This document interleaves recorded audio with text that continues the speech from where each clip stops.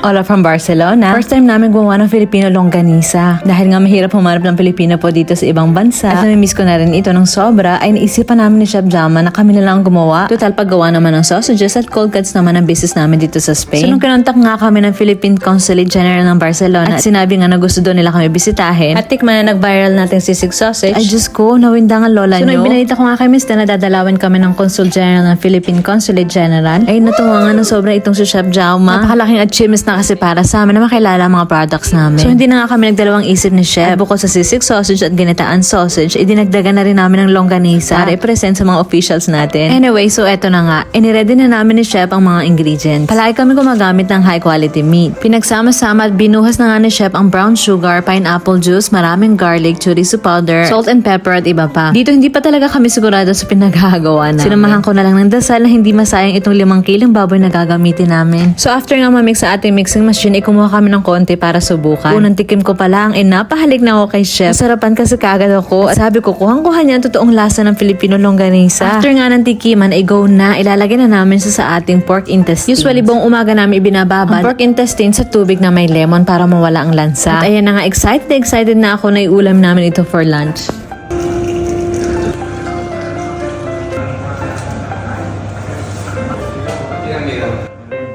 Nagsubok kami ng iba't ibang way ng pagtatali. Kaya dito sa video makikita nyo na iba-iba. Pero kitang-kita sa mukha ng asawa ko ang saya.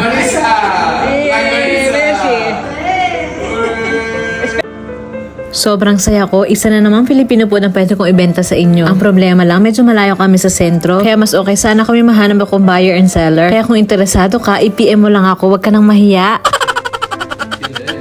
Hindi pa rin panatag ang loob ko kasi ako pala nakakatikim nito. Kaya eto, ipapatikim natin sa mga officials ng konsulado at sila na masasabi sa atin kung pasado ba sa panlasang Pinoy. Kinabukasan, iniready ko naman lugar kung saan namin dadalhin ang Consul General. Sinigurado namin na malinis lahat kasi ito na rin ang lugar na tatambayan namin ngayong summer. Nagpa-print na rin ako ng logo kasi naubusan na rin ako. Fast forward, kinakabahan ako, di na mapakali kasi ito na ang araw na bibisitahin nila kami. Hindi na nga ako nakatulog ng ilang gabi sa kakaisip at sa nervyos. Iniisip ko kasi magugustuhan kaya nila to. Andito kami at inire-ready ng mga pagkain. Bukod sa Filipino sausages, nagbebenta rin ako ng pansit, fried rice, adobo at ginataan. Ito si Chef nag-iisip kung paano ipepresent ang ginataan. Gusto doon niya ilagay sa loob ng shell ng niyog. So tinanong nga ako kung paano namin bubuksan. Nakita niya na nag-iisip pa lang ako, nako, ang bilis. Ibinato niya ang niyog sa pader. Hindi man lang ako nabigyan ng chance na mag-isip ng ibang paraan.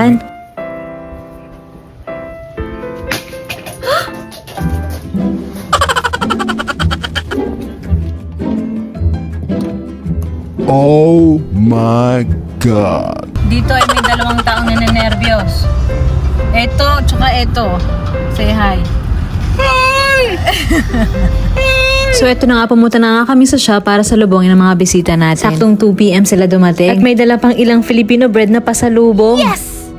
Perfect yung oras na napili para wala nang ibang tao at masikaso natin na mabuti ang mga bisita natin. Itunur muna namin sila sa shop. Si Ma'am Maria Teresa Lazaro, ang Consul General namin dito sa Barcelona. Siya yung naka-yellow suit, kasama ang ilan pa nating bigating officials na si Ma'am Nini at Sir Bernardo. Ang bilis ng mga kamay nila, gusto agad bumili. Na-excite din siguro at gusto nila akong suportahan. Napakagaan ang loob namin sa kanila. Masayahin at napaka-humble naman talaga ng ating mga bisita. Todo suporta naman ang aking pamilya. Andito ang hipag ko at ang biyanan ko naman inire-ready yung bahay kung saan namin sila dadalhin. Inikot namin sila dito sa shop at pinakita na rin ang loob. Pagkatapos naman ay pinalakot ko sila sa init ng araw para puntahan at bisitahin naman ang meat production area namin. Maliit lang naman ito at mabilis lang ang tour. Isa sa mga naging tanong nila sa akin ay kung paano daw kami nag-umpisa sa pagbebenta ng Filipino food. So ganito talaga ang kwento niya. Tuwing may family gatherings, parties at bisita kami sa bahay, palagi namin ni-introduce noon ang Filipino food. Noong una sabi ko para maiba lang. Hanggang sa hinikayat na kami ng karamihan sa mga kaibigan namin at kakilala namin na magbenta ng pagkain Pinoy. Dalawang isip pa talaga ako noon kasi sabi ko sino naman ang bibili. Kasi ako lang yata ang Filipino dito sa amin. At hindi ako sigurado kung magugustuhan ng mga Spanish at Catalans. Pero syempre, totoo yung hindi natin malalaman kung hindi natin susubukan. Kaya yun, last year sinubukan ko. Naging mabenta siya at hinahanap-hanap ng mga locals. Kaya yan, hindi na ako tumigil. After ng tour sa shop, ay dinala ko na sila sa bahay para mag-taste test. Gusto din kasi nila matikman para matulungan nila ako na i-promote ang produkto namin sa ibang tao. Ganito namin naisip na i-present ang mga pagkain. Yung longganisa, sinamahan na namin ng rice. Yung sisig at ginataan sausage naman, hiniwat inilagay namin sa stick. Seared lang siya ng konti sa pan na mainit na may konting olive oil. Luto na kasi siya, kailangan na lang initin. Nagustuhan nila ng sobrang longganisa, lalo na si Ma'am Nini. Filipino taste. It's okay. Which one? Yes, this one, this one. Right. Oh, ma'am.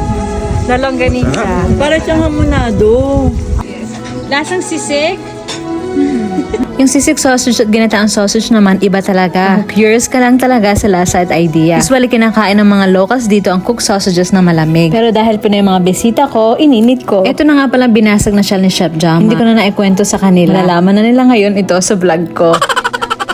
Sinigurado na rin ni Mr. Ipa-experience sa kanila ang traditional way nila na pag-inom ng wine gamit ang porod. Mukhang madali pero mahirap talaga to. Game naman sila at sinubukan pa rin nila ng isang beses. At wala namang nabulag at nabasa dito. So buti na lang. Nag-enjoy kami ng sobra sa mga bisita namin. Malaking karangalan ito para sa amin. Salamat po ulit sa inyong pagbisita. At sa magandang layunin niyo po na suportahan kami mga Pilipino na nangangarap na magtagumpay ang aming mga negosyo. Hindi pwede mawala ang party bags tuwing may bisita kami. Kaya pinagbaunan namin sila ng Pinoy products natin. Ayaw pa nila tanggapin at nahihiya rin. Pero makulit talaga kami. At wala na rin silang nagawa. Tuwang-tuwa naman si Ma'am Nini na merong longganisa. Oh, ayan oh. Nagpitsura na rin kami para meron kaming remembrance ng aming first encounter. Sana hindi pa itong huli. It's our pleasure, really. Salamat. Especially the longganisa. So hanggang dito na lang guys ang video natin for today. Sana nag-enjoy rin kayo. Hanggang sa susunod. Adios!